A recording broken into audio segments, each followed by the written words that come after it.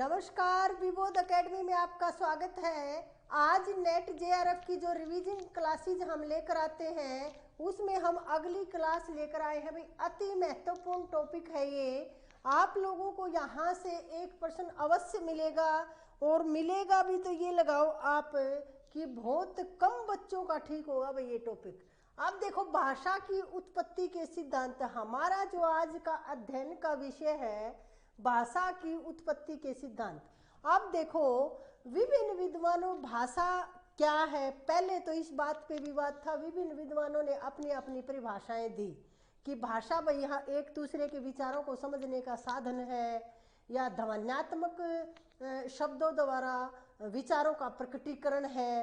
इस तरह से विभिन्न परिभाषाएं दी गई विभिन्न विद्वानों के द्वारा भाषा की, और फिर सर्वसहमति से भाषा की परिभाषाएं बना भी ली गई। अब उसके बाद ये हुआ कि भाषा की उत्पत्ति हुई कैसे। तो विभिन्न विद्वानों ने सिद्धांत दिए भी अपने अपने कि जैसे दिव्य उत्पत्ति यानी कि डिवाइन थ्योरी।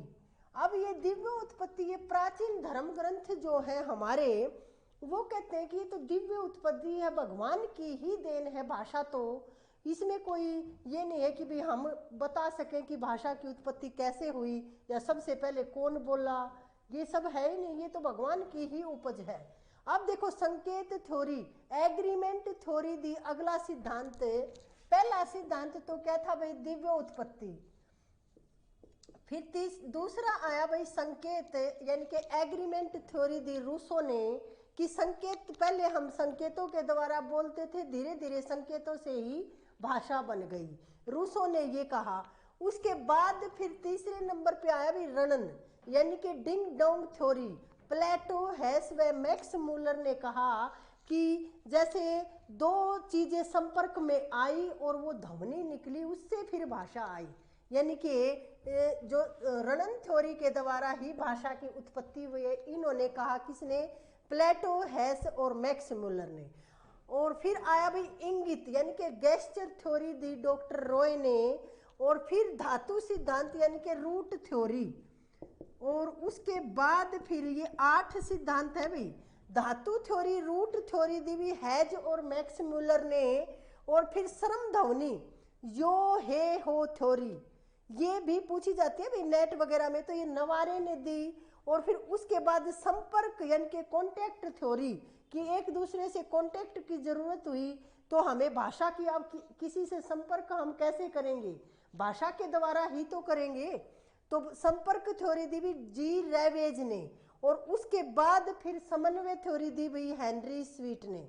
अब देखो, यहां से नेट जेआरएफ में एक प्रश्न पूछा जाता है, कोई भी एक संकेत ये दे दिया जाएगा, कोई भी एक सिद्धांत और उसका प्रवर्तक आपसे पूछा जाएगा, या फिर 4 सिद्धांत दे दिए जाएंगे और 4 दे दिए जाएंगे प्रवर्तक, और फिर उनका मिलान करवाया जाएगा।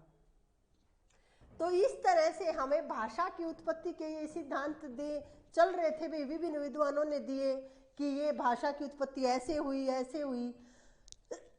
अब इस विवाद को समाप्त करने के लिए 1866 ईस्वी में पेरिस में एक समिति गठित की गई भाई। तो अब हम थोड़ा सा लिखेंगे, इसको आप लिख लेना। अब हम थोड़ा सा और लिखेंगे कि आखिर ये फिर ये अब सिद्धांत क्यों नहीं बन रहे कि भाषा की उत्पत्ति कैसे हुई।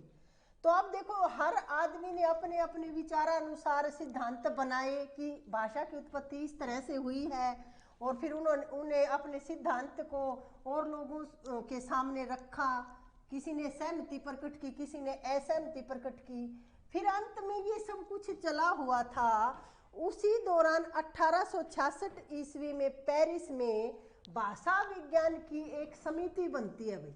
लिखो, ये देखो पूछी जाएगी भाई, ऐसी बात नहीं है, ये इतने गंभीरता के प्रश्न है यहाँ से कि ये प्रश्न ही आपको सामान्य बच्चों से अलग करेंगे, आगे निकालेंगे, विशिष्ट बनाएंगे।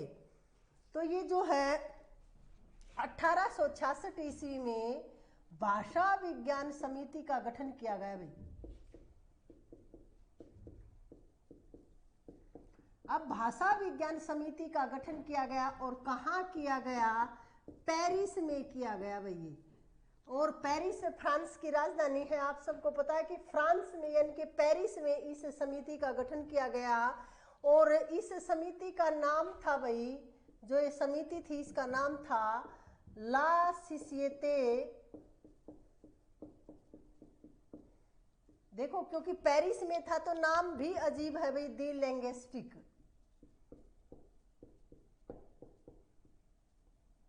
ये समिति बनाई गई और इस समिति में एक अधिनियम बनाया गया कि आज के बाद अधिनियम पारित किया गया एक,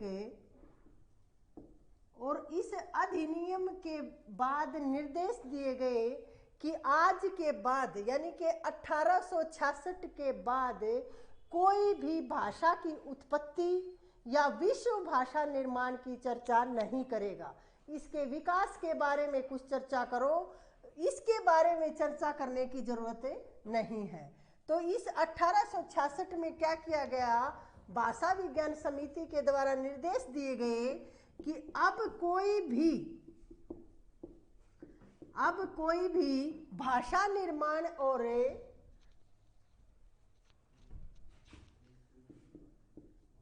निर्देश क्या थे इस समिति के कि भाषा निर्माण, और एक तो ये कि भाषा निर्माण के बारे में अब बहस नहीं होगी कोई भी, और दूसरी बात क्या थी कि विश्व भाषा निर्माण, कि विश्व की भाषाओं का निर्माण कैसे हुआ। फिर एक तो सबसे पहले तो भाषा का निर्माण कैसे हुआ, और उसके बाद जो विश्व में विभिन्न भाषाएं हैं उनका निर्माण कैसे हुआ, इस विषय पर कोई चर्चा नहीं की जाएगी, बल्कि भाषा के जो इसके विकास के लिए ही कार्य किया जाएगा। ये था हमारा एक छोटा सा रिवीजन का टॉपिक, जहाँ से आपको आपकी नेट परीक्षा में 100% एक प्रश्न मिलेगा। और हमारी जितनी भी वीडियो रिवीजन क्लासेस जो आ रही हैं अब नेट जेआरएफ वालों की, प्रत्येक क्लास से आपको प्रश्न मिलेंगे। इसलिए इसी तरह की वीडियो देखने के लिए आप हमारे विबोध एकेडमी के यूट्यूब चैनल को सब्सक्राइब करें और बेल आइकन को दबाएं ताकि नोटिफिकेशन आप तक तुरंत पहुंच जाए। और अगर अधिक संपर्क करना हो आपको और किसी जानकारी लेनी हो तो स्क्रीन पर चल रहे नंबर पे आप संपर्क कर सकते हैं। धन्यवाद।